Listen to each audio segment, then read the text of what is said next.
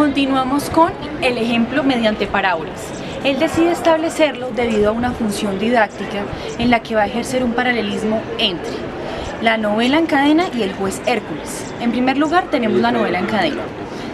Un conjunto de escritores reciben una novela en serie y cada uno, conforme la va leyendo, tiene que ir agregando algo y entregándosela al siguiente. Esto es similar a lo que ocurre con un caso jurídico en el que el intérprete se ve en una compleja tarea de establecer una relación, y lo que pretende en este caso Dworkin no es que se vea que cada persona coge un método y simplemente lo aplica para poder saber el contenido, sino que se ve desde el principio con el caso inicial. Luego se hace énfasis en la dimensión y el contenido del texto original. ¿Qué significa dimensión? Según el autor, hablamos de dimensión de concordancia e interpretativa. En primer lugar, de cómo se logra la fidelidad concorde con el texto, valga la redundancia, y en segundo lugar, interpretativa. ¿Es posible o no la nuevamente interpretación de este?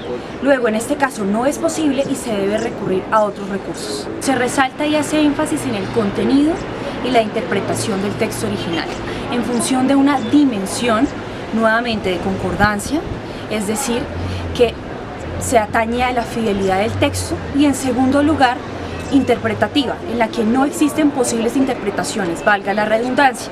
Luego se debe recurrir a otros medios. La interpretación tiene tres etapas. La primera es la fase preinterpretativa. Es donde tú analizas todos y cada uno de los materiales y identificas cuáles los materiales jurídicos. Esta es una fase descriptiva. La segunda etapa es la etapa interpretativa. En esta etapa ya se tiene que tener una teoría clara, manteniendo la noción de la coherencia y de la integridad de la tesis que se va a manejar. En la tercera y última etapa es la postinterpretativa, en donde tú tienes que analizar el objeto del valor ya hallado, una aplicación de ese objeto. Y como último y un paréntesis, dentro de los casos difíciles se tiene que modificar la práctica de esta tesis.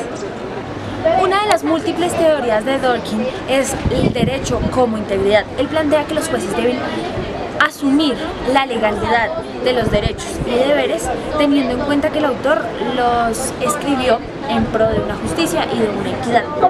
Esta será la definición que vamos a tomar dentro del concepto de la teoría del derecho como una integridad. Posteriormente, avanzados en la teoría, se llamará lugar común. Es el concepto central de derecho, de donde van a partir todas las concepciones siguientes. Para esto van a influir los elementos políticos del juez y de la comunidad. Para esto, Dworkin también plantea el elemento de un juez experto, en donde éste ya podrá tomar decisiones frente al concepto de derecho propias. Se entiende también que la mayoría de jueces van a ser parte de la comunidad y que no van a poder llegar a esa ideología de juez experto que Dworkin plantea. A su vez, Dworkin plantea el riesgo que existe al darle tanto poder a un juez, donde puede llegar un juez que tome una decisión política muy estricta, muy radical dentro de su ideología.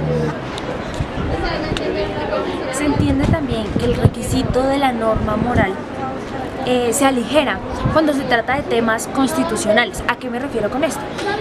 En el momento en que estos pasan a ser temas constitucionales, es una norma que ya está escrita, que toca acudir al pie de la letra, y ya la interpretación que le dé el juez tendría un poco menos de importancia dentro del fallo final.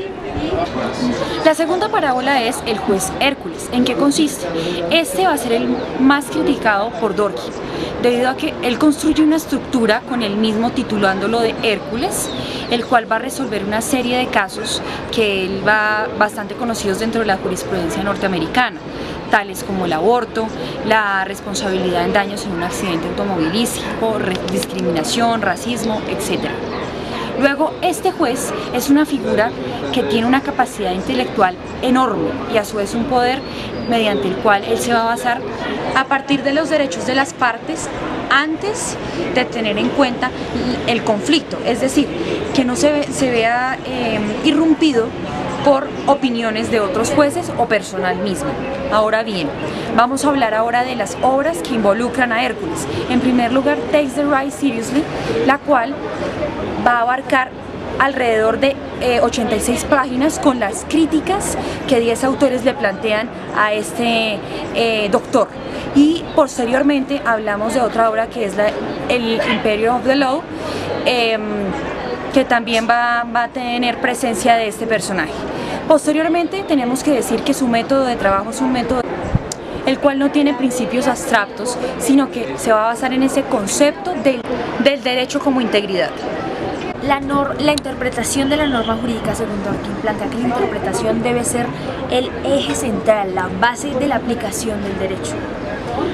Plantea también que los jueces deben respetar la integridad del ordenamiento jurídico. Para esto, pues, nos presenta una estructura en donde los valores principalmente están en la cúspide, después desencadenan en la integridad y esta culmina dividiéndose en 3 aspectos: equidad, imparcialidad y justicia. Esto plantea que frente a un caso, frente a una decisión, el juez tendrá en cuenta los principios políticos, sociales, morales, el contexto de la comunidad, no de él como persona propia.